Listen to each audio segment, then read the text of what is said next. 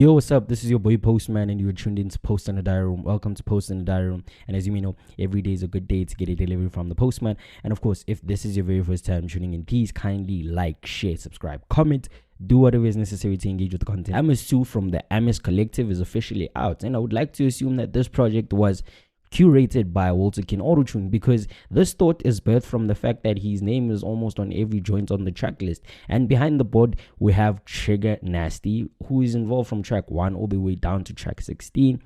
This album is just under 50 minutes in length, and it features the likes of Terebi, Lwami, Tyson Sybateli, Phiwo, Miles, Belo Salo, Ukona, Zango Kubega, just to name a few. The intro is well versed with creativity, and it just simply lets us know that we are now tuned into Amos Radio. While on the other hand, 40Hz has a really pacey beat and a thumping bass.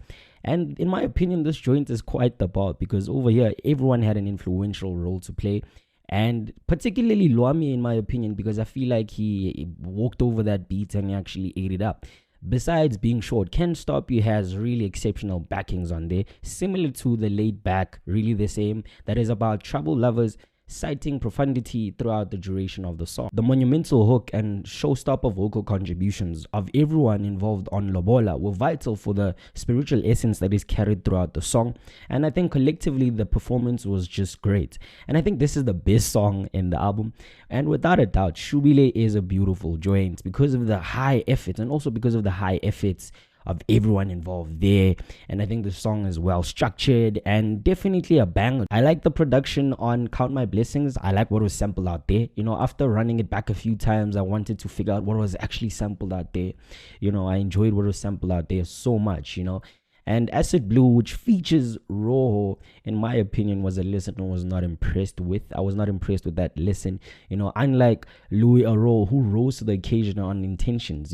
Above all, there is this linguistic approach that matches the progression of the song, and which serves as a compliment as far as maybe the musicality of everyone involved is concerned. And it was nothing but brilliance from Belo Salo as far as maybe his execution is concerned, because the Zulu cadence that he channeled out there was worthwhile. Throughout the course of the project, we're met with so many atmospheric beats, and they are usually layered with insane flows and wordplay. And the one that I can think of right now is Don't Wake Me Up, which features Zango Kubega, who he actually comes out and says that he leaks like a mpompi, something like that. He actually had a great verse out there, and he was lighting just like it did on Get Trigger on the Phone, which in my opinion was a flower giving moment to Trigger Nasty, which was beautiful. It was beautiful. Bullying, in my opinion, caught me off guard, because I expected something so hype. I expected something really rash, loud,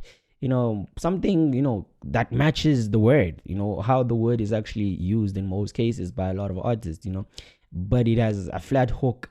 And this is actually maybe the first verse I've heard from Miles ever since he dropped Think Good Thoughts back in 2022, which was a solid project, but the fact that the verse was short just left me gutted. The Scummy contribution on 325 is one that I didn't quite understand, to be quite honest, because everything about that joint is really weak in my opinion. And I also feel like she didn't have any connection or affinity with the beat in a sense, because I came into this project with no expectations at all, and to my surprise, it was really good. It did not sound bad at all, and I think the first leg was too good for the second leg, because the second leg was less appetizing, and it did certainly have a few weak cuts here and there and subpar performances from various acts.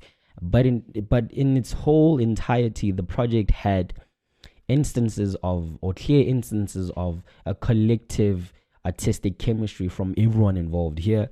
And Lwami, Terebi, Phiwo, Zango Kubega were definitely my man of the match on this project. I just think they did an exceptional job, and they actually stood up and rose to the occasion.